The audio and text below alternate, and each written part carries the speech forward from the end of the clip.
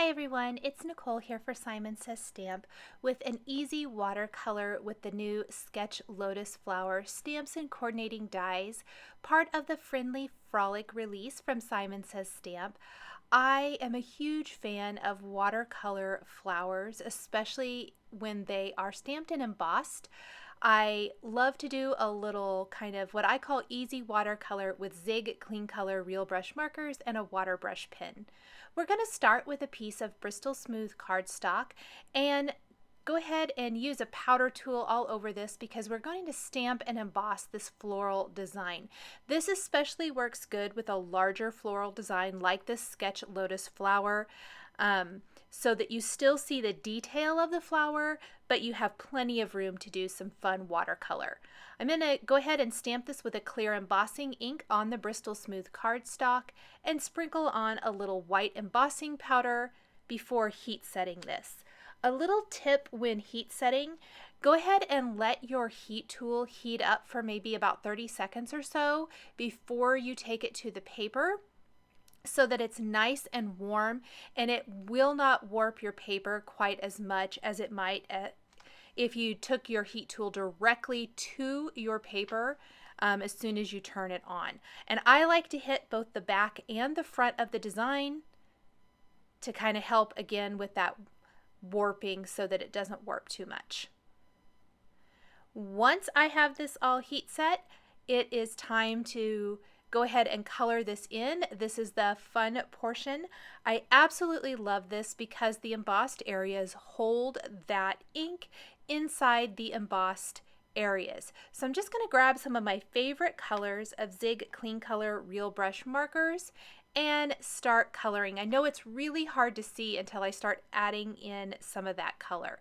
So let's just lay down a little of the peach pink marker first, and then we'll blend out with a little sugared almond pink, and then go in with the water brush pen and blend it out to cover the full petal, and then you'll really be able to see the flower design once I get that color down on there. The more color that's added, the better you're going to be able to see the whole design of this flower.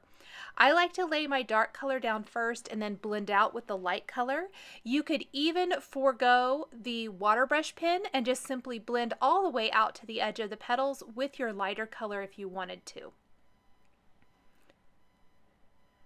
I've got a little water in this water brush pen. If you do not have a water brush pen, you could always dip a small paintbrush in water, or if you want even more control over the amount of water that comes out of the water brush pen, you could not put the water in the pen itself and just dip the tip of it in some water like a regular paintbrush if you wanted to. Let's go ahead and add some color to the stems. That's going to help maybe give a little bit better guide as to where we're going to be coloring. And I opted to not add water to these areas. Instead, I am going to blend my darker color out with the lighter color. I'm using light green and yellow green here. This area is so skinny and small that sometimes I don't think that it really works as well with something like this, and I can blend just as easily with my lighter color marker. Next, we're going to take bright yellow and yellow for the next color. I just went with really bright colors for my card here today. Let's blend some of that out. And it is sometimes kind of hard to tell where all you need to color. So I always suggest working in small areas, and kind of as you're working, you will see some areas you may have forgot. You can always go back and add color to them. I tend to err on the side of caution because I don't want to accidentally color something the wrong color. And there were several little areas at the bottom of this flower that I just took my time and came back to a little bit later, which you'll see here in a little bit. Let's go ahead and color in this big leaf that's kind of back behind. And there's even a little flower bud in front of this. But if we add some of the color in, it's going to be a lot easier to see where we need to go with the rest of our colors. Again, I'm using light green and yellow green. This is a really bright, springy green. It's going to work really well with the Distress Oxide ink colors I'm going to use for the background of my card. Now, in this case, I did leave some white space, and I'm going to blend out with my water brush pen because this is a nice big area. And this is also going to show me some of those smaller areas that I missed at the bottom of the yellow flower.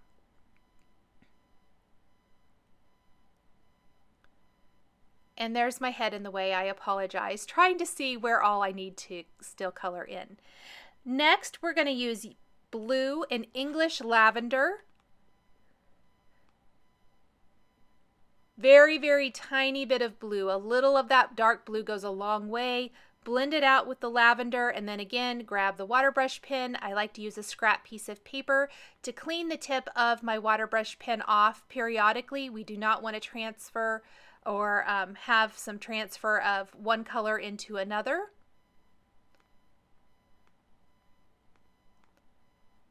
And then there's even a little bloom down here. We're going to use carmine and light carmine and a little bright yellow for this one.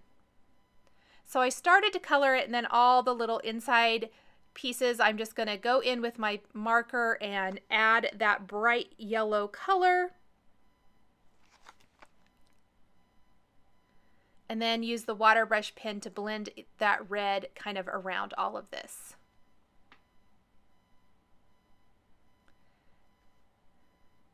So now is the time to fill in anything that may have been missed. So I see some little areas at the bottom of this flower.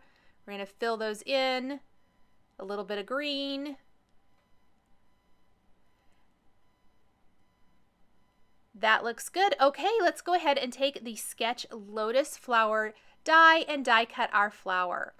On another piece of Bristol Smooth cardstock trimmed to A2 size, I'm going to blend squeezed lemonade and twisted citron together. I wanted a really light and fresh background, and I'm going to work these two colors till I get a nice seamless blend. And then we're going to take the brand new diamond pattern background stamp.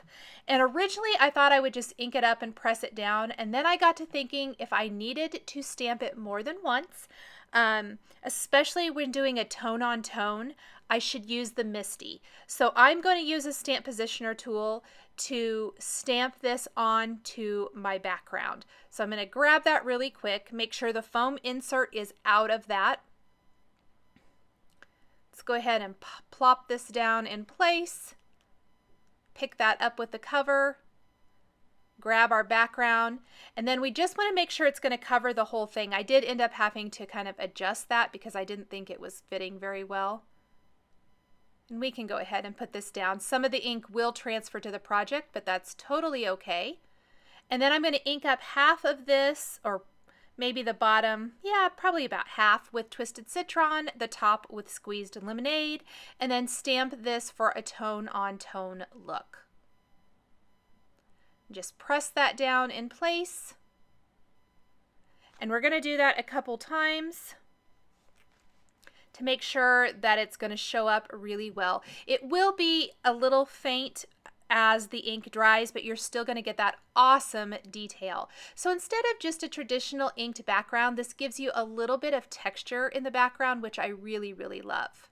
I'm going to spritz this with water from a distress sprayer and blot it dry for just a tiny bit of distressing as well.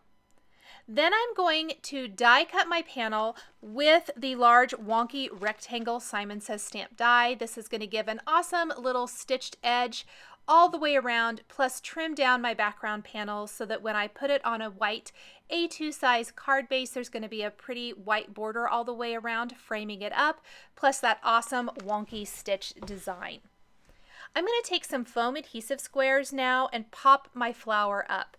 Even though it's stamped and embossed with white embossing powder and it has that great white border all the way around, I still think popping it up off the background gives it a nice little bit of definition so that it doesn't blend into the background. The background is nice and bright. I kind of call it my citrusy background. and I think it's just going to show up a lot better popped up just a tiny bit. I even trimmed some foam adhesive squares into thirds to add some little strips here and there. Now before I attach this to my background, I do need to stamp my sentiment. I'm going to stamp a sentiment from the Sketch Lotus Flowers stamp set that reads, "Friendship makes life more beautiful." Kind of down there where it's going to fit next to it, sprinkle on white embossing powder and heat set it. And then I did pop my lotus flowers in place, just remove the backing paper from all of the foam adhesive squares and added that to the right.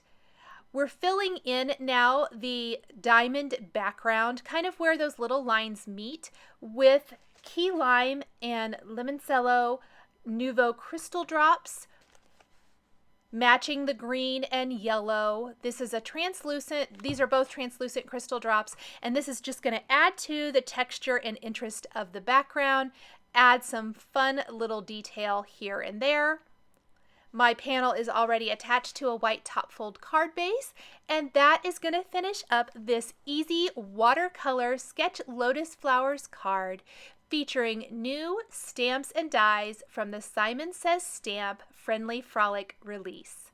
The supplies I used to create my card are listed and linked below the video here on YouTube. Here are a couple more videos featuring Simon Says stamps and dies that you might be interested in.